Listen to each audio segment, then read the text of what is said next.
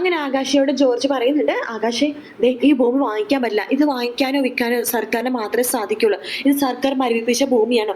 Oh my God, എന്റെ 70 crore എന്ന് പറഞ്ഞിട്ട് ആകാശം നെഞ്ചിലിങ്ങനെ കൈവച്ചുകൊണ്ടിരിക്കുക കേട്ടോ. അതിനുശേഷം മഹേഷ് TV ഓഫ് ചെയ്യുന്നുണ്ട്.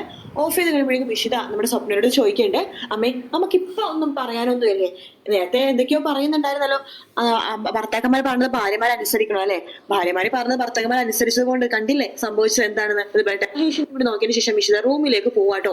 ഇഷിത റൂമിലേക്ക് പോയി കഴിയുമ്പോഴേക്കും സ്വപ്നവരെടുത്ത് രാമനാഥൻ ചോദിക്കുന്നുണ്ട്, എന്താ സ്വപ്നം, തനിക്കിപ്പോ ഒന്നും പറയാനില്ലേ, നേരത്തെ താൻ എന്തൊക്കെയാ പറഞ്ഞത്, പ്രിയാമണി കീ കൊടുത്ത് വെച്ച വിട്ട പാവയാണ് ഇഷിത എന്നല്ലേ.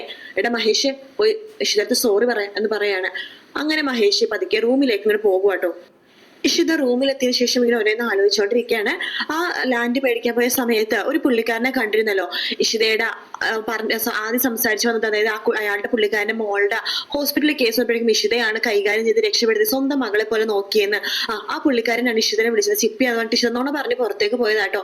എന്നിട്ട് അതിനുശേഷം ആ പുള്ളിക്കാരൻ പറയുന്നുണ്ട്, ഡോക്ടർ ഇഷിത, എനിക്ക് ഡോക്ടർ ഇഷിതത്ത് വല്ലാത്ത കടപ്പാടുണ്ട്, ഈ സ്ഥലം വാങ്ങരുത് കേട്ടോ, മഹേസാനോട് പറയണം, ഇത് സർക്കാർ മരവിപ്പിച്ച സ്ഥലമാണ്, ഇതൊരിക്കലും സർക്കാരിന് മാത്രമേ വാങ്ങിക്കാനും വിൽക്കാനും പറ്റുള്ളൂ, ഒരിക്കലും ആൾക്കാർക്ക് വാങ്ങിക്കാൻ പറ്റില്ല, അതുകൊണ്ട് മഹേഷ് സാറിന് വാങ്ങിക്കരുത് എന്ന് പറയണം. Okay, thank you so much എന്നൊക്കെ ഇഷിത പറയാട്ടോ. ശേഷം മഹേഷ് അങ്ങോട്ടേക്ക് വരുന്നുണ്ട്.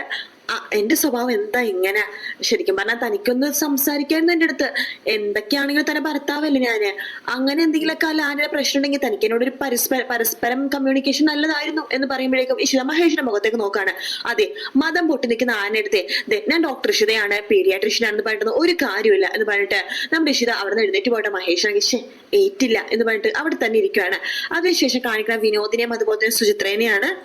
അവരിങ്ങനെ പാർക്കിലെ കൂടെ ഇങ്ങനെ നടന്നുകൊണ്ടിരിക്കുക കേട്ടോ. ആ സമയത്ത് നമ്മുടെ സുചിത്ര പറയണ്ട, ഹോ ഈ കാലഘട്ടം എന്ത് കാലഘട്ടമാണല്ലേ, ആകെ പഠിക്കണം, വിവാഹം കഴിക്കണം, പിള്ളേരെ പ്രസവിക്കണം, എന്നിട്ട് അവരെ പഠിപ്പിക്കണം, അവരെ വിവാഹം കഴിപ്പിക്കണം, ഇത് തന്നെ നടന്നുകൊണ്ടിരിക്കുന്നു. എന്താ തനിക്ക് ബോറടിക്കുന്നുണ്ടോ ഇപ്പോഴത്തെ കാലഘട്ടം? ചെറിയൊരു ബോറടി ഉണ്ട്. ഏത് ഘട്ടം തനിക്ക് ബോറടിക്കണത്? ഇപ്പൊ ഒരു കല്യാണം കഴിച്ചാലെന്നൊക്കെ ഒരു ആഗ്രഹമൊക്കെ ഉണ്ട് മനസ്സിൽ എന്ന് സുചിത്ര പറയാണ്. എങ്കിലും ഏതെങ്കിലും തന്നെ തോളിൽ ചാനോടും എന്ന് പറയാണ്. അപ്പോഴേക്കും സുചിത്ര വേഗം വിനോദിന്റെ തോളിൽ ചാരുവാട്ടോ. താൻ ഉറപ്പിച്ചോ? ഞാൻ ഉറപ്പിച്ചു, എനിക്ക് വിനോദിന്റെ അഭിപ്രായം അറിയണം, അതിനുവേണ്ടി ഞാൻ കാണണമെന്ന് പറഞ്ഞത്. വിനോദിന് അനുഗ്രഹമായിട്ട് എന്താ ബന്ധം, ലവ്, പ്രണയം അങ്ങനെ എന്തെങ്കിലും ഉണ്ടോ എന്ന് പറയുമ്പോൾ വിനോദ് ചിരിക്കാണ്.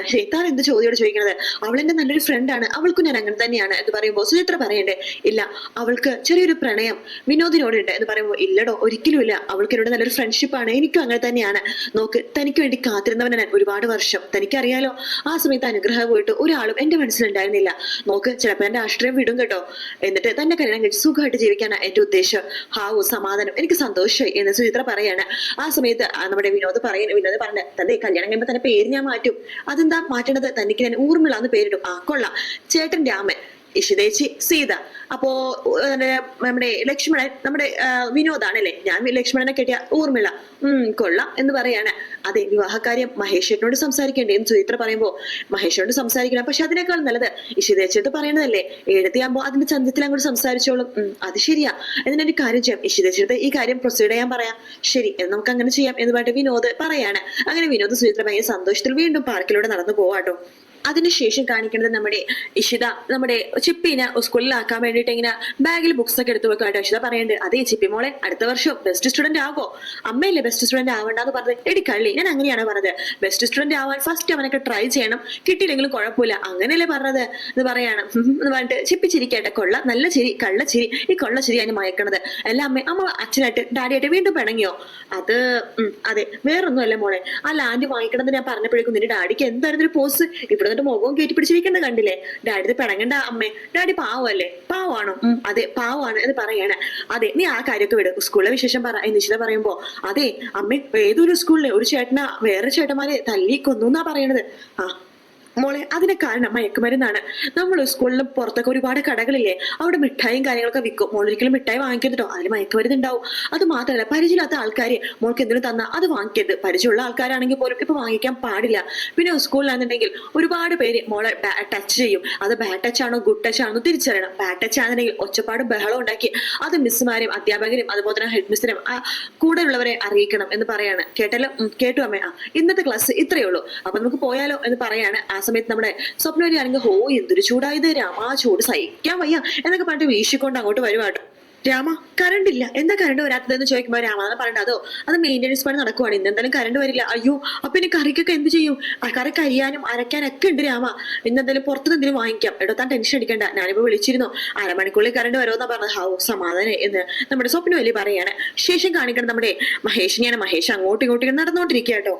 മഹേഷ് ആണെങ്കിൽ ഇങ്ങനെ ആലോചിക്കുകയാണ്, നമ്മുടെ ആകാശിനെ പോലീസ് അറസ്റ്റ് ചെയ്യാൻ പോയതും ഈ സ്ഥലം വാങ്ങരുന്നൊക്കെ വാർത്ത വന്നതൊക്കെ ഇങ്ങനെ ആലോചിച്ചിരിക്കുകയാണ്.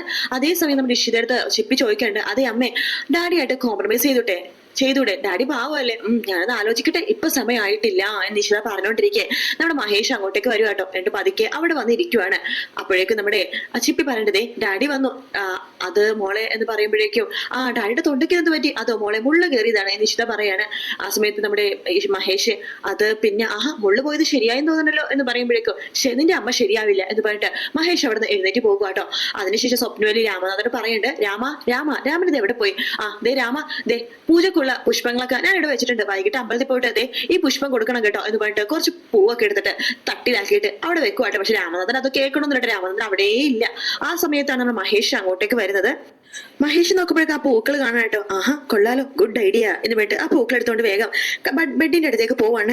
ബെഡില് സോറി എന്ന റോസാപ്പൂക്കൾ കൊണ്ടിട്ട് ഇങ്ങനെ അറേഞ്ച് ചെയ്തിട്ടുണ്ട്. പിന്നെ നടുക്കൊരു ലവിന്റെ സിമ്പിൾ വരച്ചിട്ടുണ്ട് കേട്ടോ. അടിപൊളി മഹേഷ്, ഗുഡ് ഐഡിയ. ഇനി ഇഷിതേനെ ഇങ്ങനെ കാണിക്കണമല്ലോ, വഴിയുണ്ട് എന്ന് പറഞ്ഞിട്ട് ഫോൺ വിളിക്കുകയാണ് ഇഷിതേനെ. ആ സമയത്ത് ഇഷ്ട ചിപ്പിയുടെ അടുത്തായിരിക്കും കേട്ടോ. എടോ എന്റെ വാച്ച് കാണുന്നില്ല, അത് വെച്ചെടുത്തിട്ടുണ്ടാവും, നോക്ക് എടോ ഒന്ന് വന്ന് സഹായിക്കടോ എന്ന് പറയാണ്. ശരി ഞാൻ നോക്കട്ടെ എന്ന് പറഞ്ഞിട്ട് ഇഷ്ട പോകുന്നുണ്ട്. ശേഷം വാച്ച് നോക്കുമ്പോഴേക്കും വാച്ച് നേരെ നമ്മുടെ മഹേഷ് അങ്ങോട്ട് തിരിഞ്ഞു നിൽക്കുക കേട്ടോ. കാണു ബെഡ് കാണുക എന്നൊക്കെ പറ്റി തിരിഞ്ഞു നിൽക്കുന്ന സമയത്ത് ഇഷിത ആ ബെഡിന്റെ അടുത്ത് സൈഡിലുള്ള കബോർഡിൽ നിന്നിട്ട് വാച്ച് എടുത്ത് കൊടുക്കട്ടെ മഹേഷിന്. അതെ വാച്ചൊക്കെ ശരിക്കും സൂക്ഷിച്ചു വെക്കണം, ഒന്നില്ലെങ്കിൽ ഒരു സ്ഥലത്തിന് ഊരി വെക്കണം, അല്ലെങ്കിൽ ഇതുപോലെ അന്വേഷിച്ച് എടുക്കേണ്ടി വരും എന്ന് പറഞ്ഞിട്ട് ഇഷിത വേഗം നമ്മുടെ ചിപ്പിയുടെ റൂമിലേക്ക് പോകണം. അപ്പൊ ചിപ്പി ചോദിക്കേണ്ടത്, അമ്മേ ഡാഡി സോറി പറഞ്ഞു. എവിടെ നിന്റെ ഡാഡി സോറി പറഞ്ഞൊന്നുമില്ല എന്ന് പറയാണ്. ശേഷം മഹേഷ് ഷോ കണ്ടില്ലല്ലോ, ഇനിയിപ്പോ എന്ത് ചെയ്യും? വേറൊരു ഗുഡ് ഐഡിയ എന്ന് പറഞ്ഞിട്ട് വേഗം ഫയൽ എടുത്തിട്ട് നമ്മുടെ ബെഡിന്റെ സൈഡിൽ ഇങ്ങനെ വെക്കുവാട്ടോ. അതിനുശേഷം ഇഷിതനെ വീണ്ടും ഫോണിലേക്ക് വിളിക്കുന്നുണ്ട്. ഹലോ, അതെ എന്റെ ഫയല് കാണുന്നില്ല, ഒന്ന് നോക്കി തരാവോ? മഹേഷ് എവിടെയാ വെച്ചത്? അവിടെ തന്നെ നോക്ക്. എടോ കാണുന്നില്ലടോ, ഒന്ന് സഹായിക്കടോ. ശരി ഞാനിപ്പോ വരാം എന്ന് പറഞ്ഞിട്ട് ഇഷിത വീണ്ടും റൂമിലേക്ക് പോവാണ്. ആ സമയത്ത് നമ്മുടെ മഹേഷ് തിരിഞ്ഞു നിൽക്കുവാട്ടോ. ഇപ്പൊ കാണും, എന്തായാലും ഇത് കാണും എന്നൊക്കെ പറയാൻ നിൽക്കുന്ന സമയത്ത് ഇഷിത അത് കണ്ടൊന്നുമില്ല. പക്ഷെ ബെഡിന്റെ സൈഡിൽ നിന്ന് ഫയൽ എടുത്തിട്ട് മഹേഷിനെ കൊടുക്കുന്നുണ്ട്. അതെ ദേ ഇരിക്കണം, ഇത് ബെഡിന്റെ സൈഡിലുണ്ടായിരുന്നു.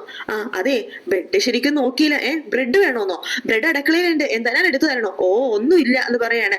അങ്ങനെ ഇഷിത വീണ്ടും ചിപ്പിന്റെ അടുത്തേക്ക് പോവാണ്. എന്താ അമ്മേ വീണ്ടും ഡാഡി വിളിച്ചത് സോറി പറയാനാണോ?